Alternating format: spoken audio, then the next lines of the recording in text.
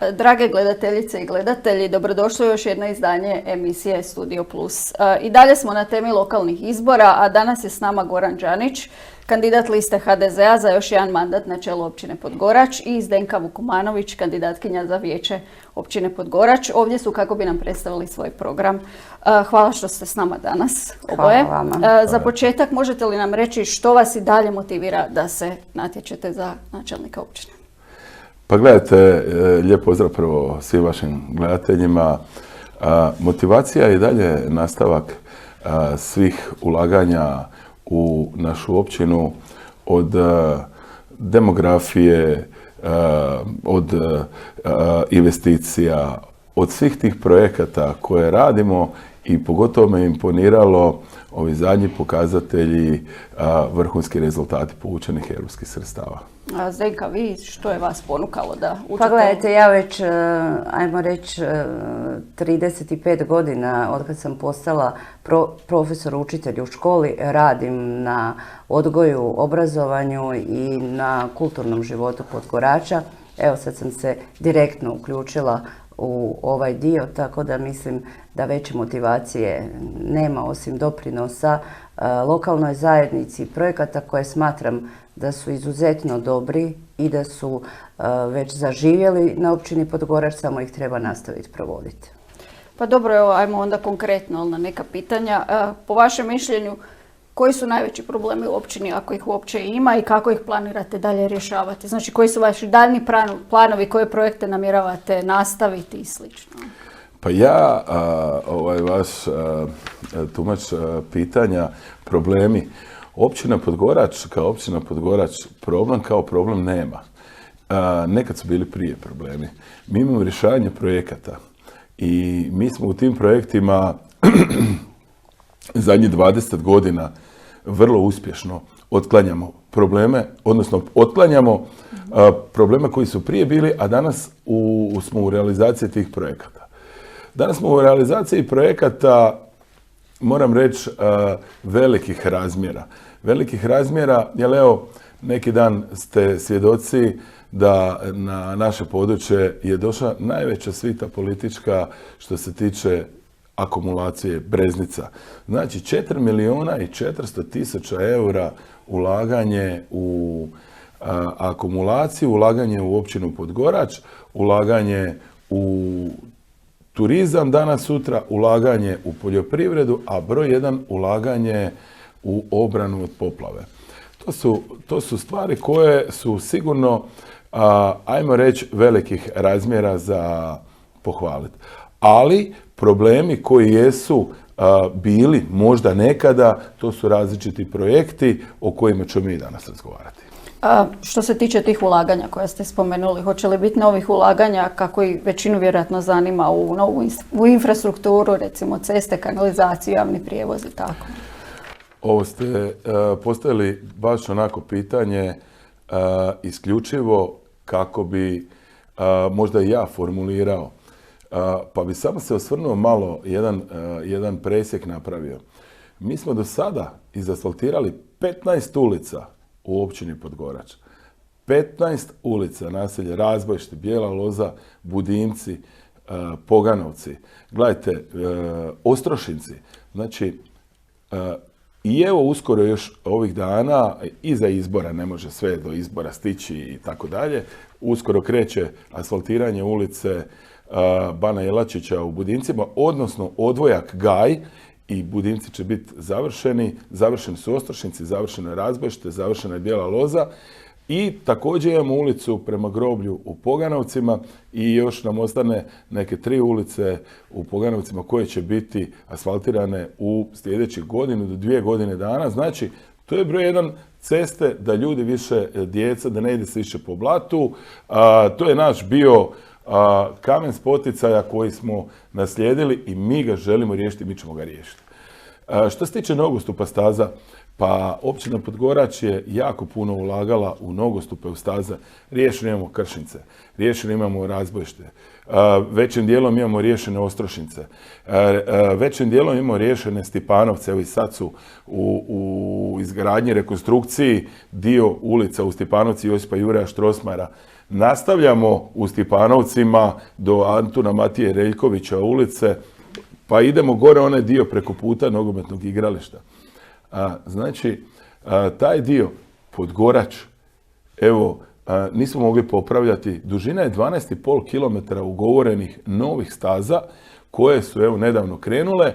U sve ulice ispred svih kuća dolaze nove staze. Znači, tu se ne može popravljati, ne mogu se rekonstruirati, nego mora ići izgradnja novih staza. Vrijednost je negdje oko 2.400.000 eura, što sam ponosan da nakon 50 godina grade se potpuno nove staze. Što se tiče infrastrukturalnih dalje stvari, a to je, moram napomenuti da je izgrađeno 80 km vodovodnih mreža. 80 km vodovodnih mreža. Mi smo svjedoci da u gradu Našicama danas se grade i rekonstruiraju se vodovodne mreže, mi smo ih davno već završili. Tako da je tu Podgorač puno napredniji. Imamo izgradnju pročistača koje smo povukli sredstvima Europske unije, 3,5 milijuna eura također.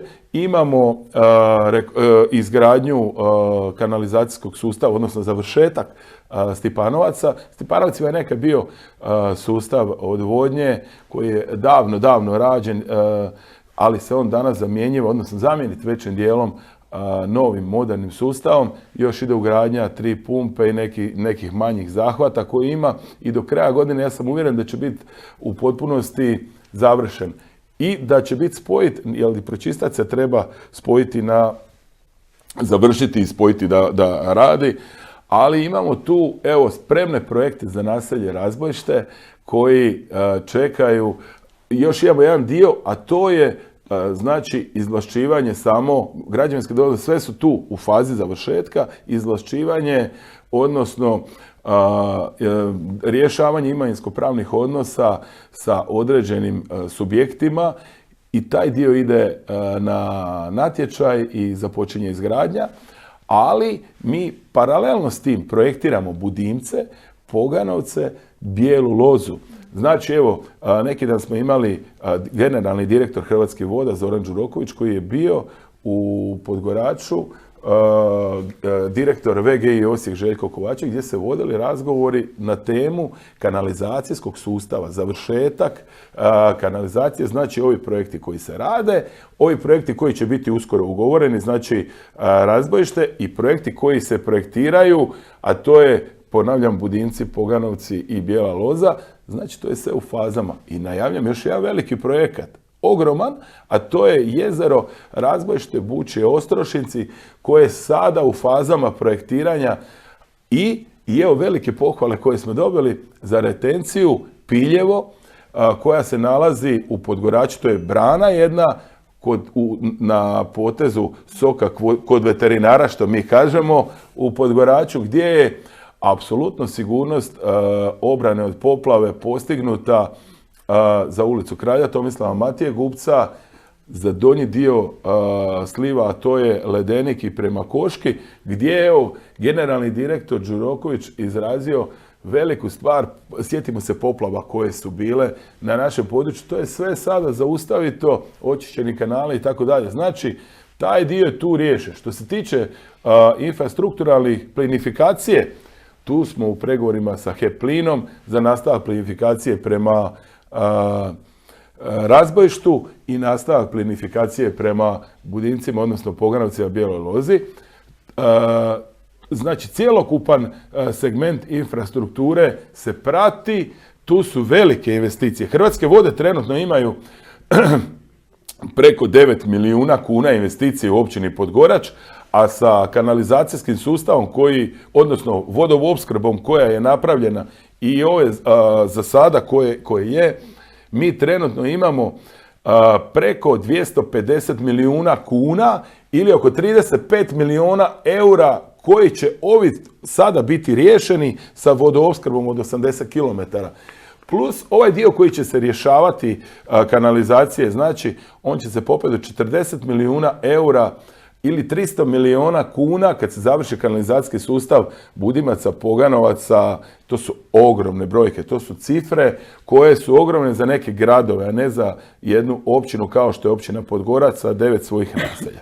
Zapravo sad kad to spominjete, te velike iznose, općina Podgorač je i na najnovijem popisu Ministarstva regionalnog razvoja kao jedna od onih koji najviše sredstava zapravo i izvlače iz europskih fondova. Je li tako? Koliko tog novca ide na to ili možda ima nešto što niste spomenuli?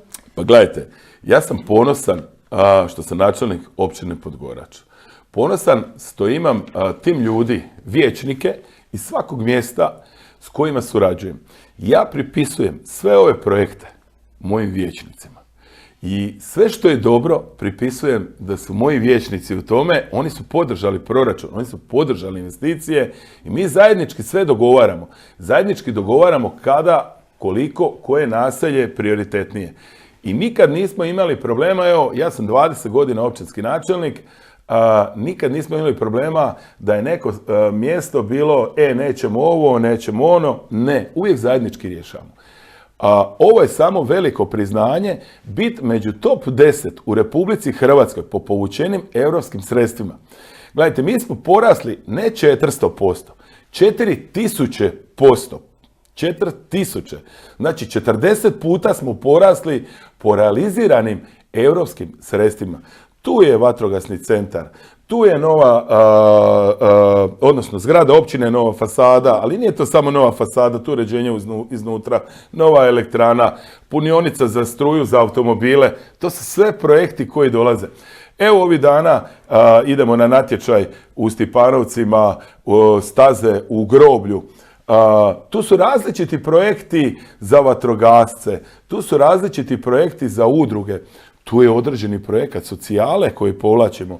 Znači, općina Podgorač je top 10, to je jedan ozbiljan podatak i to je jedno ozbiljno priznanje meni kao načelniku, ali svakako to još daje još dopunsku energiju za rad, za još veću borbu, sa investicijama borbu, znači govorim, sve ono što sad govorimo, moram reći, evo, 1.250.000 eura nominacija ceste projekat Slavonija, 1.000.000 eura novi vatrogasni dom u Budincima, to su sve projekti Europske unije. Ceste, pola cesta od ovih 15 smo izasfaltirali kroz fondove Europske unije. Novo dječje igralište koje dolazi u Podgoraču, novo vozilo za komunalno poduzeće i tako. To su ogromna sredstva koja mi povlačimo. Ja se zahvaljujem i ponavljam mojim vijećnicima koji su to sve podržavali, ovakve mjere, i sad se vidjelo 10 biti u Hrvatskoj. To je jedna ozbiljna stvar i to mještani prepoznaju naše općine. Je, stvarno je vrlo veliki uspjeh. Pa onda ajmo pitati jednu kandidatkinju za vijećnicu općine Podgorač.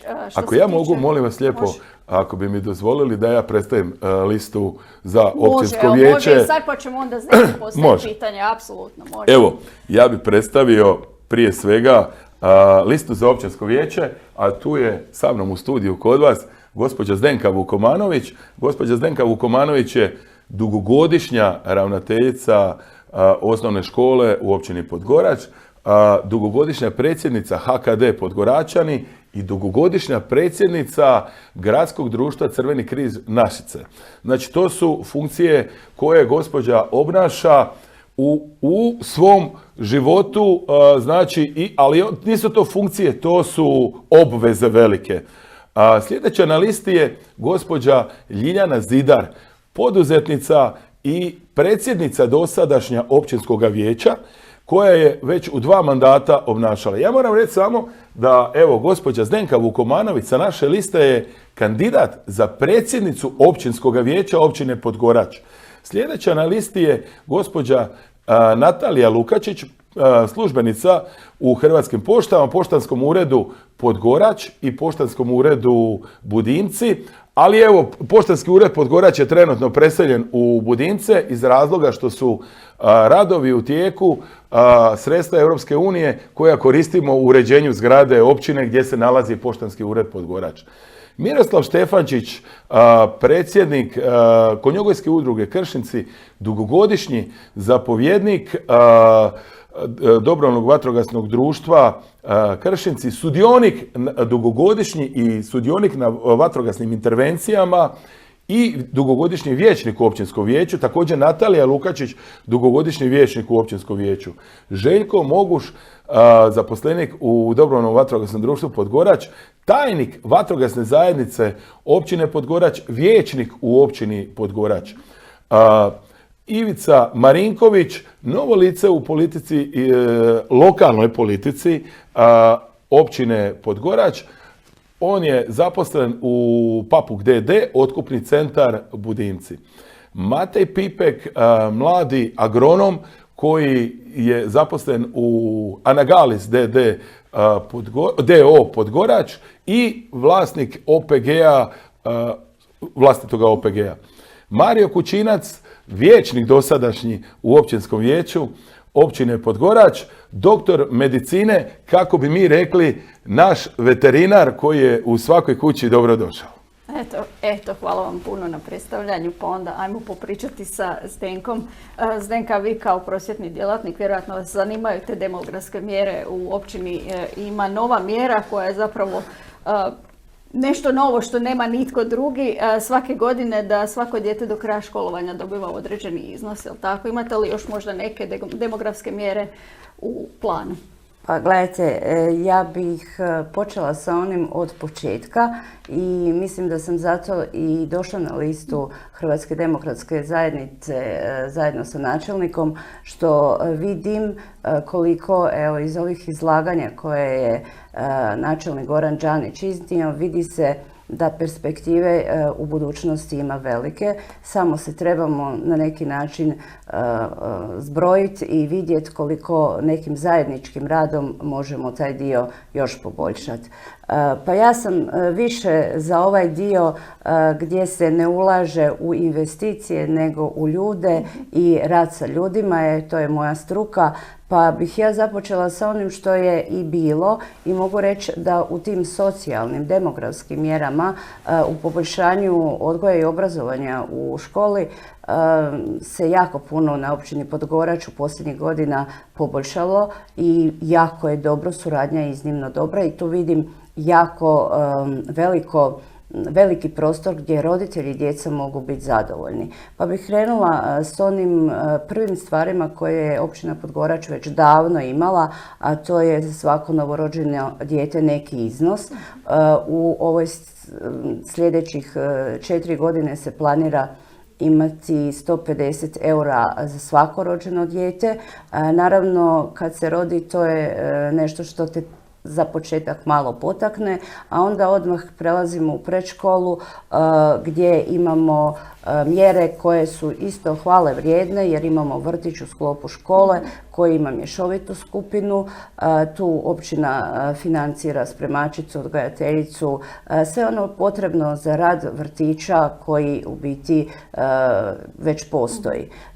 I istaknula bi da općina Podgorač za ovu jasličku dob koja nema kod nas u Podgoraču financira u drugim vrtićima gdje god da djeca idu iznos koji je potreban, tako da imamo primjere i u Satnici Đakovačkoj i u Našicama gdje su djeca uključena u vrtić i taj dio je pokriven. Onda prelazimo u školu. U posljednjih godina jako puno je napravljeno, ali počelo se sa mjerom nagrađivanja učenika koji su sve razrede prošli sa 5.0 sa nekim iznosom koji nije bio mal. To su bili nekad 500 kuna, sad je došlo do iznosa 100 eura pa 150 kako se planira u budućnosti. A sufinancirala se školska kuhinja dok nije došla ova mjera da se sva djeca hrane preko ministarstva. Stvarno se uključila uz Osječko-baranjsku županiju i općina Podgorač. To su bili počeci, a onda se krenulo dalje. Sufinanciralo se a i nastavlja se sufinancirati svako odlaženje na neka natjecanja županijska, državna, jer ih imamo u sportskim aktivnostima jako puno. Tako da mislim, opremanje, to su sve sitne stvari. No međutim, veliki iskorak općina Podgorač je napravila kad su vijećnici zajedno sa načelnikom odlučili dodatni materijal financirati za svu djecu. Pazite, nisu to bile samo radne bilježnice, kako je to bilo u većini gradova i općina. Kad je napravljen iskorak, onda je napravljen pravi, tako da su sav dodatni materijal naša djeca dobila od vježbenica, mapa, kutija za praktičan rad tehničke kulture, sada da ne gubimo vrijeme na te detalje.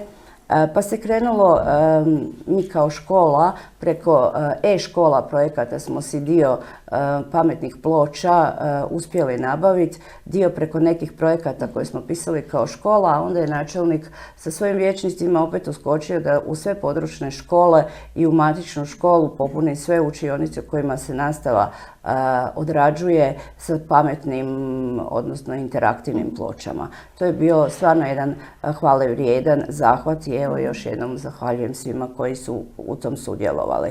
A onda je ove godine se krenulo i dalje, pa se počelo sufinancirati izleti i ekskurzije. Tako za naše učenike ove godine sa 50% iznosa su financirani odlasci 7. razreda u Vodice, što nije mali iznos. Isto tako odlazak učenika koji idu preko granica, to smo isto mi kao škola napravili jedan iskorak u Klagenfurt za učenike koji su na izbornom programu njemačkog jezika, isto sa pola iznosa. I mislim da su to i u budućnosti mjera koja će biti na snazi, koja je velika pomoć roditeljima, na sreću i zadovoljstvo naših učenika. A osim ovog što sam sad nabrojala, u planu je ubaciti i nešto novo. Pa evo, načelnik jako bi želio da se naša djeca uključe u školu skijanja. Planiramo to za učenike 6. razreda i mislim da će to biti veliki izazov. Naravno, uz financiranje nekompletnog iznosa, ali sa pola će biti uvijek. Isto tako i ove izlete koji idu učenici na jednodnevni od 1. do 4. nije bilo, ali planira se da u budućnosti će i taj dio se pokriti. Tako da mislim da lokalna zajednica i suradnja sa školom je jako velika. A ovo što ste rekli, 100 eura po djetetu je jedan iznos, jedna mjera, kao mjera koju stvarno treba istaći, pohvaliti, jer je i demografska i socijalna i na zadovoljstvo i roditelja i svih učenika. Planira se svake godine za svako dijete koje krene u 1. razred do završetka srednje škole, nakon završenog razreda nagraditi se 100 eura, da to na neki način bude i pomoć pri opremljanju za sljedeću školsku godinu ili na zadovoljstvo djeteta, šta već sa roditeljima se dogovori. Tako da taj iznos po 100 eura kad zbrojite kroz 8 godina je to 800 plus 4 ili 5 godina srednje škole, to su velika ulaganja, ne odjednom, ali kroz godine školovanja. Mislim da je to stvarno nešto što treba pohvaliti. To će tek osjetiti kad budu počeli dobivati. I evo, ja se zahvaljujem na tako jednoj ideji koja je potekla od našeg načelnika. Što se tiče osnovne škole, možda sam i nešto zaboravila, ali bi ja onda krenula na srednju školu. Sufinancira se prijevoz dugi niz godina, tako da stvarno nemamo kud god da idu. Ako je linija, autobus se plaća. I istaknula bi stipendije učenika. 10 stipendija se na općini daje, sad će to biti 150 eura. Netko kaže velika ili mala, treba pitati studente, to je njihov džeparac. Ja mislim da je to iznos koji je isto tako zadovoljavajući za tu populaciju. Što se tiče daljnjih stvari, mislim da se na općini Podgorač vodi briga ne sad samo o školarcima, studentima, nego i o populaciji i zrele i starije dobi, pa sad ne znam, hoće načelnik o to sam baš sad projektu htjela preći, Zaželi. jer vi ste krenuli o mladima i rekli ste što je posve točno, znači ulaganja se vide tek nakon dugog niza godina, ali treba se ulagati dugoročno, ne kratkoročno, pa Tako onda je. da pređemo i na te socijalne mjere i brigu za starije zapravo u općini, ako imate nekve. Pa evo, ja bi se dotakao mjeru prije toga. Iza mjere koje je gospođa Vukomanović rekla, a to je, znači, nakon završetka fakulteta, investiranjem u poslovnu zonu općine Podgorač, do sada smo izgradili vodovodnu mrežu, kanalizacijsku mrežu, odvodnju, izgradili javnu rasvjetu, izgradili trafostanicu, plinificirali.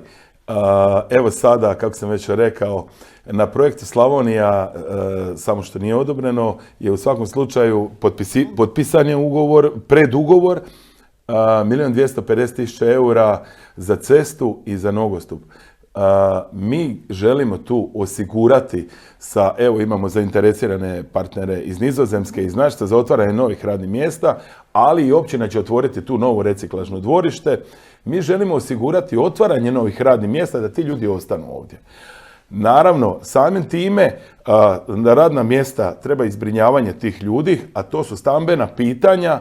Sa Osječko-baranjskom županijom biti će programi zbrinjavanja, odnosno poticaji za mlade. Općina Podgorač će biti potpisnik, davat će građevinske parcele, odnosno kupovat će starije kuće i zajedničkim projektom Osječko-baranjska županija davat će građevinski materijal, a još ćemo također i subvencionirati kamate na kredite mladima. Znači, to su ogromne poticajne mjere, jer želimo svakako da mladi što više budu, da dođu do izražaja. Moram reći da sam i do sada bio potpredsjednik Skupštine Osječko-baranjske županije i vijećnik u Županijskoj skupštini već u 2 mandata. Odlična suradnja s Osječko-baranjskom županijom, sa županima, ali evo sa novom županicom koja će biti od 19. gospođom Natašom Tramišak, i pozvao bi sve da prepoznaju da ju zaokruže gdje ćemo ove zajednički programe raditi. Naravno, socijalni programi, tu su velike stvari, briga za starije. Program Zaželi već dugi niz godina provodimo. Općina Podgorač sa vatrogascima DVD Podgorač, također imamo u tom programu, brinemo se, znači, općina za 28 ljudi je zaposleno, 156 osoba imaju skrb preko programa Zaželi.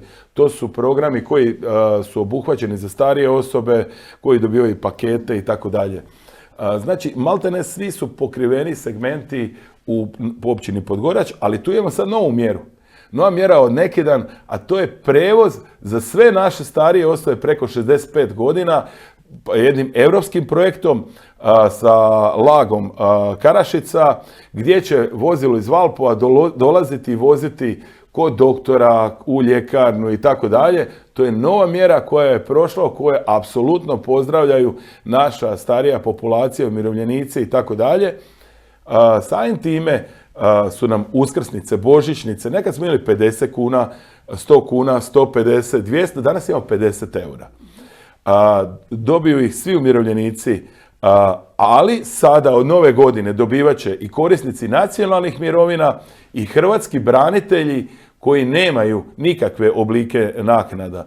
Znači, to nije velik broj, ali će svi biti uključeni, znači, taj dio je pokriven. I novi projekat, ovo je stvarno novi projekat, a to je svakako projektiranje od sljedeće godine doma za starije i nemoćne osobe, znači, ajmo reći, staračkog doma koji će biti u Podgoraču, i siguran sam da je ovo jedna mjera od 120 do 150 kreveta gdje ćemo ići u novu izgradnju novog doma za starije i nemoćne, staračkog doma, koji je nužno neophodan nama svima u Podgoraču. Evo, Evo, zapravo sad smo pokrili sve. I ono sve što ste radili, ono sve novo što ćete napraviti, ono sve dalje što se nastavlja, jel tako? Pa ja bi samo, evo, ako ćete mi dozvoliti, da imam odličnu suradnju sa udrugama, odličnu suradnju sa vjerskim zajednicama, odličnu suradnju sa vatrogascima. Sjetimo se samo što su imali nekada DVD Kršinci, DVD Stipanovci, DVD Podgorač, pa to su bile traktorske cisterne, kombi zaostali, samo i DVD Stipanovci imao neki stari IMV. Danas je tu jedna lijepa, moderna tehnika, uređeni domovi, uređene objekti koji se koriste, programi u kulturi koji jesu, tu su podgoračke ljetne noći, uskrsni stol, tu je stol u žetvi, nova manifestacija Užina, Strpeze, novo zbližavanje, povezivanje sa našom dijasporom koja je u Njemačkoj. Svi oni ljudi koji su se iselili, to ćemo pratiti i dalje i siguran sam da će to, a samom tome daje nam i potporu potpredsjednik Hrvatske vlade, gospodin Ivan Anušić, saborski zastupnici Nataša Tramišak i saborski zastupnik Goran Ivanović-Lac, dožupan Osječko-baranjske županije Josip Miletić, ali i razne udruge, nogometni klubovi, Podgorac, Sloga, Dinamo Budinci, Poganovci, ENK, Vuka, Razbojšte, vatrogasci, DVD Podgorač, Kršinci, Vuka, Razbojšte, Budinci, lovačke udruge, Podgorač, Jastreb, Ostrošinci, Fazan, Budimci, tako da udruga umirovljenika, udruga HKD Podgoračani, Konjogojska udruga. Znači, to je ta suradnja koja je bila odlična sa svima i zato nam i daje taj suport da i dalje nastavimo ovako raditi. Eto, onda taman za kraj, ako biste morali sažeti svoj program u jednoj rečenici, kako bi ona glasila? Sada vas malo onako... Jedna rečenica. Dragi mještani općine Podgorač, ne nasjedajte na lažno zbunjivanje drugih. Ne nasjedajte na lažna obećanja. Mi do sada nismo obećavali, mi smo realizirali projekte. Danas, pogotovo kad smo povezani sa zajednička sinergija lokalne politike sa županijom Osječko-baranjskom, gdje sam i sada kandidat na listi za županijsku skupštinu, sa Vladom Republike Hrvatske, izađite na izbore i glasujte za listu broj 1 za načelnika općine Podgorač Gorana Đanića, za listu broj 2 za općinsko vijeće, za HDZ-u listu koje sam nositelj. Podržite Natašu Tramišak za županicu, podržite listu za županijsku skupštinu Osječko-baranjske županije koju predvodi Nataša Tramišak. I za ovu poruku biračicama i biračima ja vas zahvaljujem. Zahvaljujem vam što ste bili s nama danas u studiju. Poštovani gledatelji, hvala vam što ste bili danas s nama u studiju, još jednom Studiju Plus, gdje smo predstavili kandidate liste Hrvatske demokratske zajednice za općinu Podgorač, Gorana Đanića i Zdenku Vukomanović. Podsjećamo da svi kandidati na lokalnim izborima imaju pravo na predstavljanje i oglašavanje pod jednakim uvjetima sukladno pravilima Državnog izbornog povjerenstva. Informirajte se, razmislite i svakako izađite na izbore. Vaš glas čini razliku. Do sljedećeg susreta, srdačan pozdrav.